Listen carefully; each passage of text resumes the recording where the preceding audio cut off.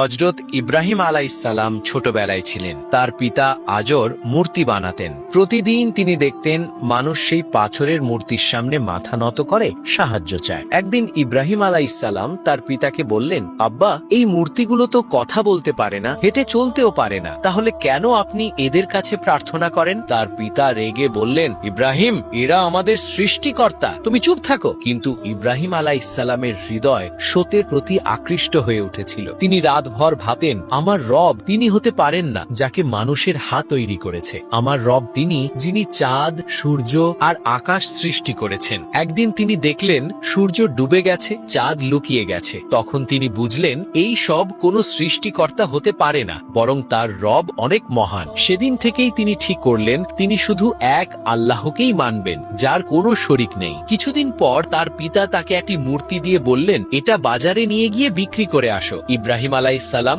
সেই মূর্তির গলায় দড়ি বেঁধে মাটিতে টেনে টেনে বাজারে নিয়ে গেলেন। মানুষ অবাক হয়ে জিজ্ঞেস করলো, ওহে ছিলে, তুমি এটা কি করছো? এই সৃষ্টিকর্তাকে এভাবে কেন নিয়ে যাচ্ছ? ইব্রাহিম আলাইহিসসালাম বললেন, আমি এটাকে বিক্রি করতে এনেছি। কি কেউ এমন সৃষ্টিকর্তা কিনবে যে নিজে কথা বলতে পারে না, চলতেও পারে না? সব মানুষ হাসতে লাগলো, কেউই সেই মূর্তি কিনতে রাজি হলো না। তখন ইব্রাহিম আলাইহিসসালাম বললেন, দেখো, এমন কোন বস্তু কিভাবে সৃষ্টিকর্তা হতে পারে যে নিজের রক্ষা করতে পারে না? আমার রব তিনি, যিনি সবকিছু সৃষ্টি করেছেন, জীবন দেন এবং মৃত্যু দেন। সেদিন থেকেই তার হৃদয়ে মূর্তির প্রতি অবিশ্বাস এবং আল্লাহর প্রতি ভালোবাসা আরো গভীর হয়ে গেল।